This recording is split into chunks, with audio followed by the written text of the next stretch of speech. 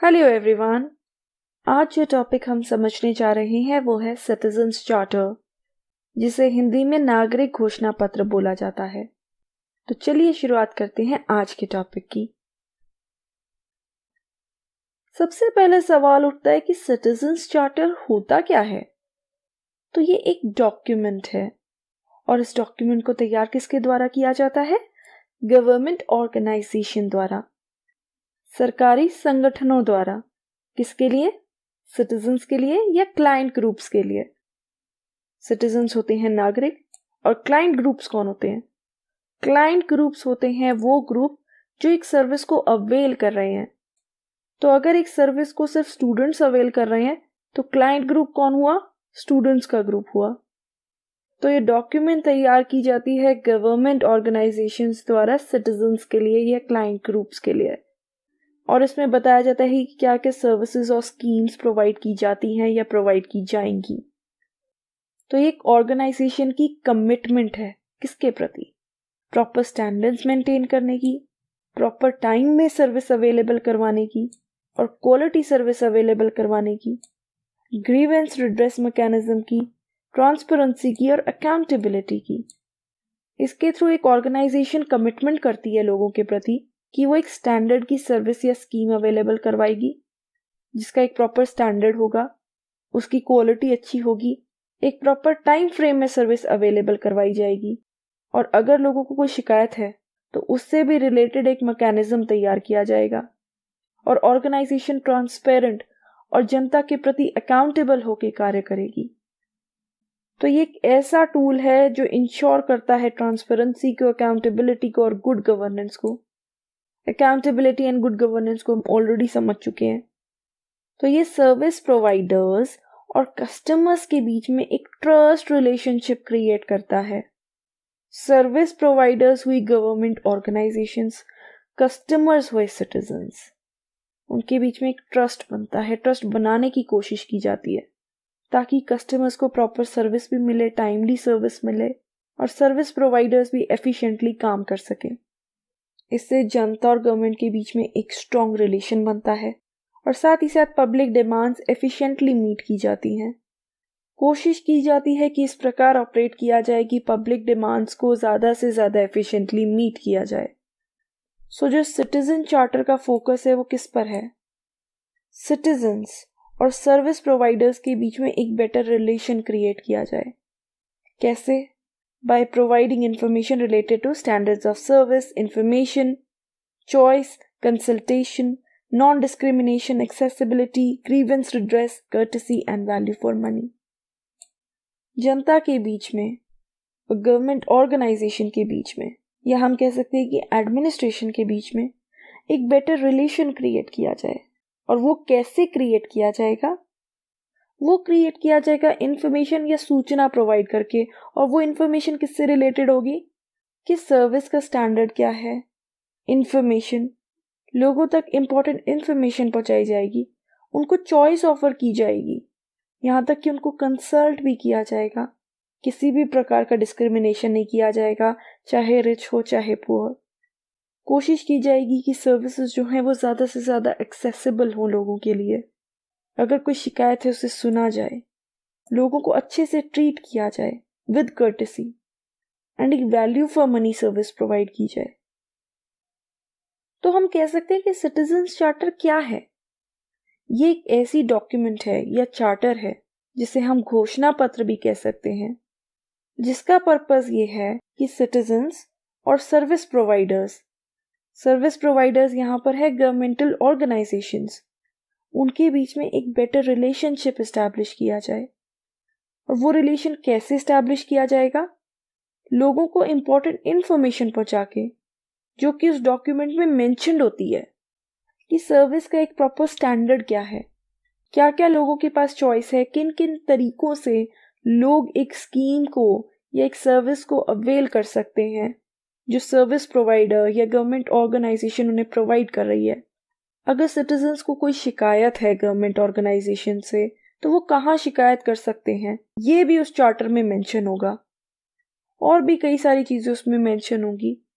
तो इस कॉन्सेप्ट का मानना है कि ऐसा चार्टर, ऐसी डॉक्यूमेंट सिटीजन्स और गवर्नमेंटल ऑर्गेनाइजेशंस के बीच में एक बेटर रिलेशन एस्टैब्लिश कर सकता है, क्योंकि इससे जनता के माइंड में क्लैरिटी आ जाती है।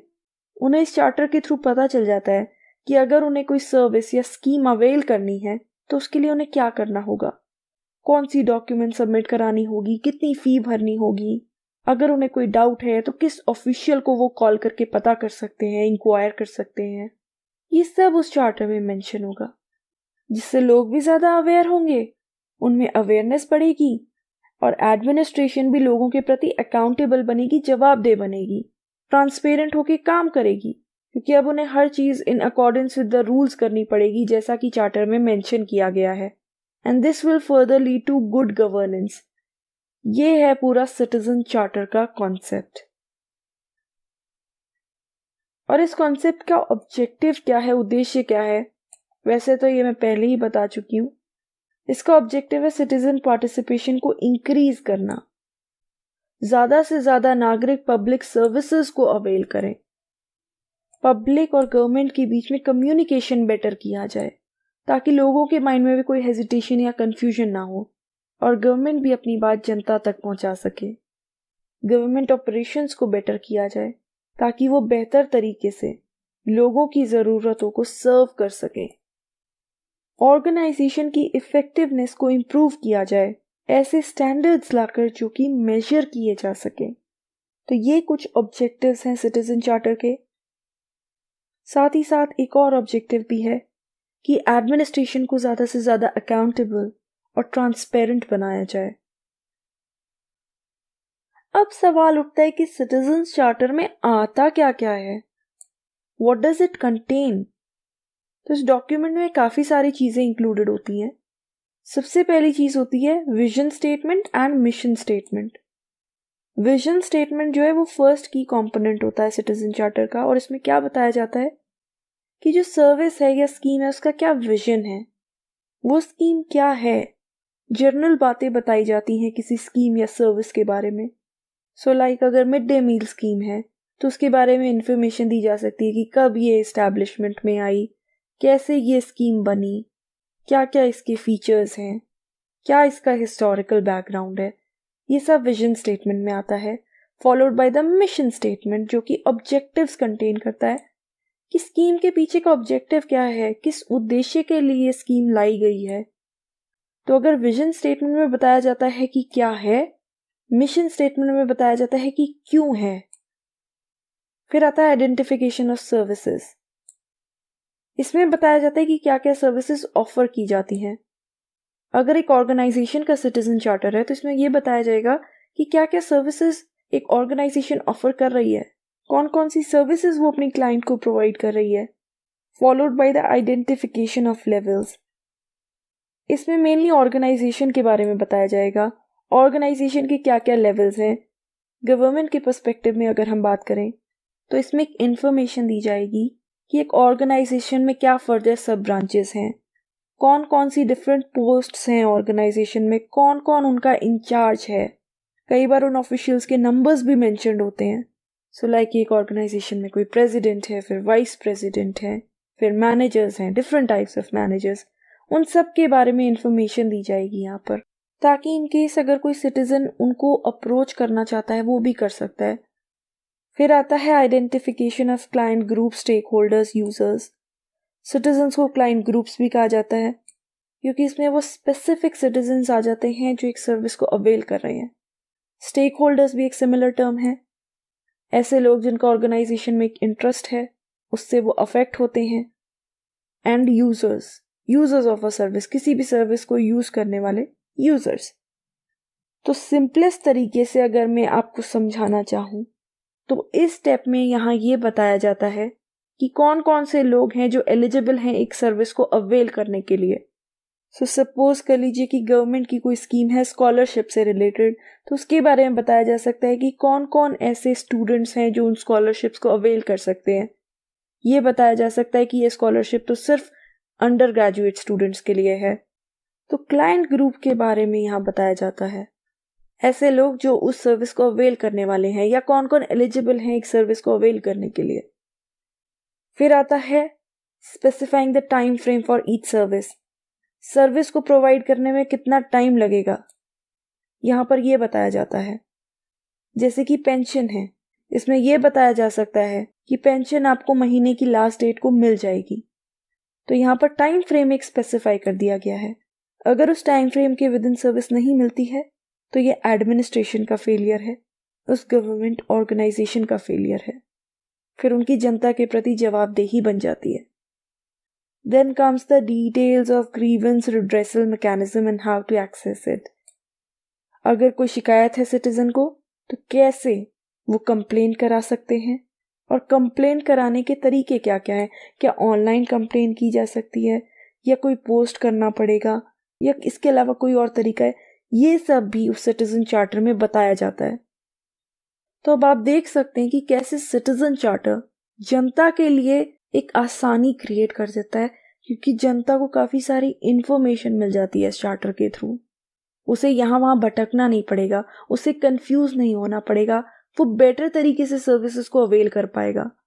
और यही तो इसके पीछे का ऑब्जेक्टिव है कि गवर्नमेंट के स्कीम्स, उनकी सर्विसेज बेटर तरीके तक जनता तक पहुंच सके और जो सरकारी ऑर्गेनाइजेशन सर्विस प्रोवाइड कर रही है, स्कीम प्रोवाइड कर रही है, वो भी प्रॉपरली ट्रांसपेरेंट होकर कार्य करेगी।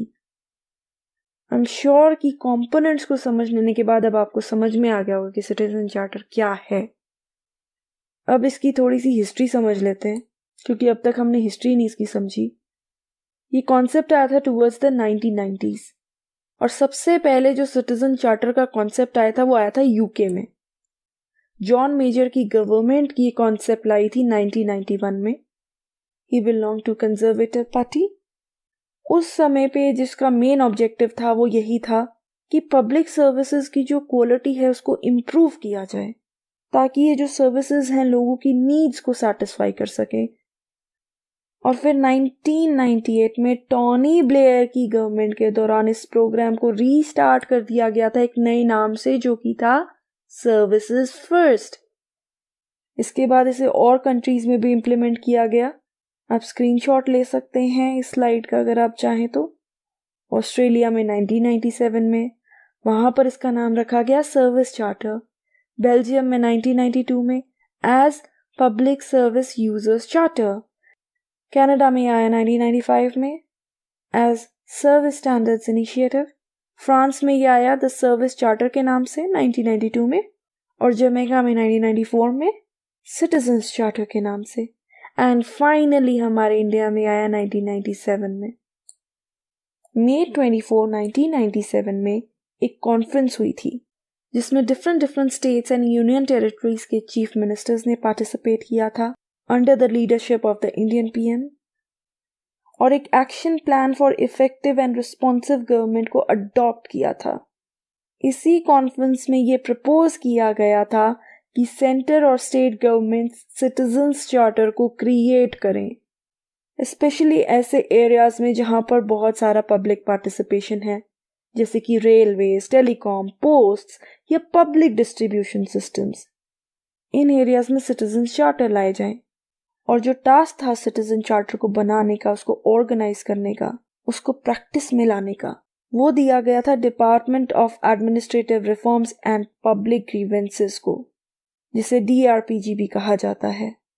इसमें आप ये भी बता सकते हैं कि ईयर 2002 में वेबसाइट ऑन सिटीजन्स चार्टर को लॉन्च किया गया था। ये वेबसाइट सिटीजन्स चार्टर से रिलेटेड इंफॉर्मेशन प्रोवाइड करती है। इसमें डेटा भी प्रोवाइडेड है, डिफरेंट लिंक्स भी प्रोवाइडेड है, प्लस जो डिफरेंट सिटीजन्स चार्टर इशू किए गए हैं गवर्नमेंट्स द्वारा, उसकी भी इंफॉर्मेशन है। अब आ जाते हैं सिटीजन चार्टर के प्रिंसिपल्स पर, इसके सिद्धांतों पर। किन सिद्धांतों पर यह बेस्ड है?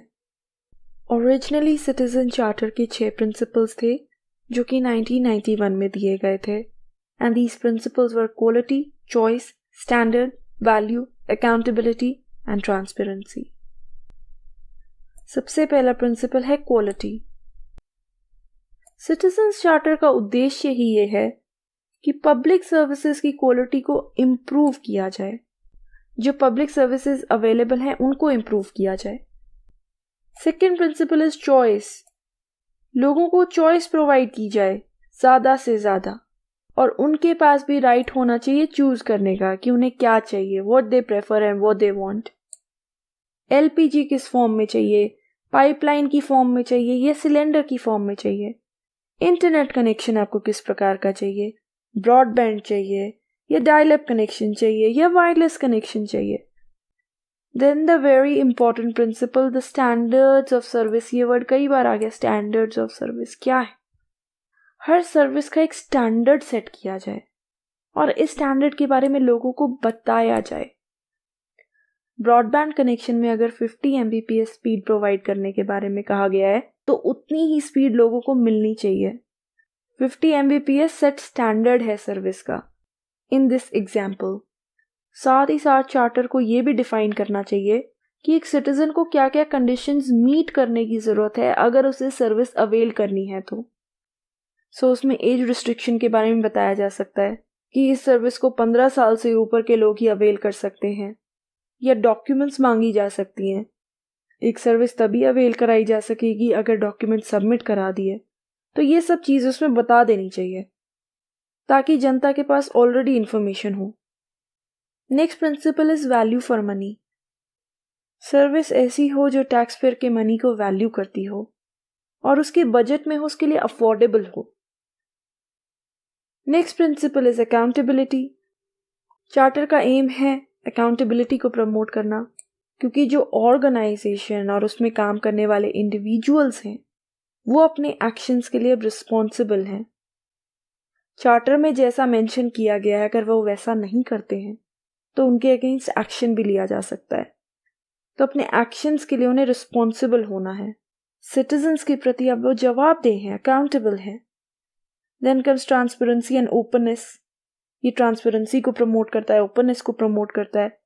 Everything is out there in the open. Citizen charter में सब मेंशन्ड है, सर्विसेज की क्या टर्म्स एंड कंडीशंस हैं, हर इंफॉर्मेशन अवेलेबल करा दी जाती है जिससे इंडिविजुअल को भी एक इजी एक्सेस मिल जाती है टू द इंफॉर्मेशन। किसी प्रकार की कोई सीक्रेसी नहीं रहती है, एक क्लैरिटी आ जाती है। तो 6 प्रिंसिपल्स के अलावा एक 7th प्रिंसिपल भी बाद में इसमें ऐड कर दिया गया, that is consult and involve. जनता को बार बार कंसल्ट करते रहना चाहिए ताकि सर्विसेज में इम्प्रूवमेंट लाई जा सके और उसी कंसल्टेशन के बेसिस पे जो सर्विस स्टैंडर्ड्स हैं उनको फिक्स किया जा सके और क्वालिटी ऑफ सर्विस बेटर की जा सके। और इसी के थ्रू क्या होता है कि जनता को भी इन्वॉल्व कर लिया गया ऑर्गेनाइजेशन के वर्क्स में या गवर्नमेंट ऑर्गेनाइजेशन की एडमिनिस्ट्रेशन में। तो ये हैं principles of citizen charter. Citizens charter को समझ लेने के बाद अब समझ लेते हैं कि क्या इस कॉन्सेप्ट की लिमिटेशंस और क्या चैलेंजेस ये फेस करता है। तो सबसे पहला चैलेंज जो सिटीजन चार्टर फेस करता है that is the lack of awareness and training programmes among the employees. जनता में तो अवेयरनेस ही नहीं है ज़्यादा सिटीजन चार्टर को लेकर, ना ही ऐसा कोई ट्रेनिंग प्रोग्राम है जो ट्रेन कर सके एम्प्लॉयज को रिगार्डिंग द सिटीजन चार्टर। तो एम्प्लॉयज को एक प्रॉपर ट्रेनिंग नहीं दी जाती है सिटीजन चार्टर से related. Unsuccessful PR campaigns to inform customers of the charter. ऐसे प्रॉपर कैंपेन्स की भी कमी है, प्रमोशन कैंपेन्स की भी कमी है जिनके द्वारा कस्टमर्स को इन्फॉर्म किया जाता है चार्टर के बारे में। इस वजह से उनको पता ही नहीं होता है कि सिटीजन चार्टर क्या होता है। ऑल्सो चार्टर को मॉडिफाई करने में भी डिले हो जाता है। अब जाहिर सी बात है सिटीजन चार्टर को टाइम टू टाइम मॉडिफाई करने की ज़रूरत तो पड़ती है क्योंकि हर दिन कुछ नया हो रहा होता है। कभी ऑफिशियल्स इन चार्ज चेंज हो रहे होते हैं या कोई नई इन्फॉर्मेशन ऐड करनी पड़ती है। तो ये बहुत ज़रूरी है कि टाइमली मॉडिफिकेशन हो सिटीजन चार्टर में, और अगर ये टाइमली मॉडिफिकेशन ना हो तो एक प्रॉब्लम है सिटीजन चार्टर के लिए। एक और लिमिटेशन ये है कि जो सर्विस प्रोवाइडर्स हैं जो प्रोवाइड कर रहे हैं सर्विस को, वो चार्टर के जो गाइडिंग कॉन्सेप्ट्स हैं उसको इग्नोर करते हैं। जो मिशन स्टेटमेंट है या विजन स्टेटमेंट है उसमें जो बातें की गई हैं, जो ऑब्जेक्टिव्स लेआउट की गए हैं, उनको इग्नोर किया जाता है, which is another limitation. Also, there is no proper consultation with the public before formation. Citizens Charter बनाने से पहले पब्लिक को कंसल्ट नहीं किया जाता है. And also there are times when charter standards of service are unrealistic. जो standards of service set किए गए हैं वो अनरियलिस्टिक होते हैं, बियॉन्ड कैपेबिलिटी ऑफ रियलाइजेशन होते हैं। जैसे कि इंटरनेट वाला एग्जाम्पल मैंने दिया था, प्रॉमिस कर देते हैं कि 50 Mbps स्पीड हम देंगे, बट आधा टाइम इंटरनेट ही डाउन रहता है, 50 Mbps की स्पीड नहीं आती है, 1 Mbps आ जाए वो ही बहुत है। Also there are no exact guidelines for service delivery. कई बार ऐसी गाइडलाइंस की कमी होती है जो ये बताएं कि सर्विस कैसे डिलीवर करनी है। ऑब्जेक्टिव्स बता दिया, कॉन्सेप्ट बता दिया, बट डिलीवर कैसे करना है सर्विस को, इसके बारे में गाइडलाइन नहीं होती। Another limitation or challenge to the Citizens Charter is the limited resources for organizing campaigns for advocacy and awareness. Resources की कमी होती है ऐसे campaigns organize करने के लिए जिनके थ्रू Citizens Charter के प्रति awareness spread की जा सके। इसलिए लोगों को पता ही नहीं चल पाता कि Citizens Charter क्या है। तो ये कुछ लिमिटेशंस और चैलेंजेस हैं, लेकिन इसका मतलब ये नहीं है कि इसकी कोई सिग्निफिकेंस नहीं है, इसकी बहुत सारी सिग्निफिकेंस है। ये सर्विस क्वालिटी को इम्प्रूव करती है, ये सर्विसेज के बारे में पूरी इंफॉर्मेशन प्रोवाइड करती है, कैसे उसे अवेल किया जा सकता है, कैसे शिकायत की जा सकती है, ये सब इंफॉर्मेशन प्रोवाइडेड होती है। स्टैंडर्ड्स बताए जाते हैं डिलीवरी के, इससे कॉस्ट रिड्यूस होती है, डिले प्रिवेंट होता है, रेड टेपिज्म घटता है और गुड गवर्नेंस को प्रमोट किया जाता है। जो ऑर्गेनाइजेशन सर्विस प्रोवाइड कर रही है उसको जल्दी जल्दी कार्य करना पड़ेगा in order to meet the requirements that are mentioned in the citizens charter. Charter में जो टाइम फ्रेम मेंशन्ड है उस टाइम फ्रेम से मैच करने के लिए एफिशिएंटली काम करना पड़ेगा। It is citizen centric, citizen को ध्यान में रखकर बनाई गई है, सेंटर में रख के बनाई गई है। Increases participation of the citizens, yes, ensures accountability and reduces corruption, हम डिस्कस कर चुके हैं ऑलरेडी। एडमिनिस्ट्रेशन की एफिशिएंसी बढ़ जाती है क्योंकि उन्हें ज़्यादा से ज़्यादा एफिशिएंसी के साथ लोगों तक सर्विसेज प्रोवाइड करवानी है। And also it promotes good governance, government better तरीके से सर्विसेज को प्रोवाइड करवा सकती है जिससे ज़्यादा से ज़्यादा लोग उन सर्विसेज को अवेल कर सकें, and hence promoting the good governance. तो ये था हमारा आज का टॉपिक जो कि था सिटीजंस चार्टर। इसमें हमने समझा सिटीजंस चार्टर क्या होता है, जो कि एक ऐसा चार्टर या डॉक्यूमेंट है जो इम्पोर्टेंट इंफॉर्मेशन को हाईलाइट करता है। उस चार्टर में सारी इंफॉर्मेशन होती है कि सर्विसेज को कैसे अवेल किया जाता है, एक set standards of service set करे जाते हैं, कितने टाइम में सर्विस अवेलेबल करानी है, क्या क्या कंडीशंस हैं जो सिटीजन्स को पूरी करने की ज़रूरत है, और अगर सिटीजन्स को कोई शिकायत है तो वो क्या क्या कर सकते हैं, ये सब उसमें डिफाइंड होता है। तो इस चार्टर का ऑब्जेक्टिव होता है कि लोगों को बेहतर तरीके से सर्विसेज मिल सकें, सिटीजन और एडमिनिस्ट्रेशन का जो रिलेशन है वो स्ट्रांग हो जाए, और साथ ही साथ यहाँ ये बताना भी बनता है कि सिटीजन चार्टर को लेके लोगों में बहुत ही कम अवेयरनेस है, इसके बारे में ज़्यादा से ज़्यादा लोगों को अवेयर करने की ज़रूरत है। So that's it for today's topic. Hope कि आपको समझ में आया होगा। तो आज की वीडियो में इतना ही। अगर आपको मेरी वीडियो पसंद आई हो तो प्लीज़ इसे लाइक कीजिएगा, अपने दोस्तों और फैमिली रिलेटिव्स के साथ शेयर कीजिएगा और मेरे चैनल को सब्सक्राइब कीजिएगा। Thank you so much. आपका दिन शुभ हो।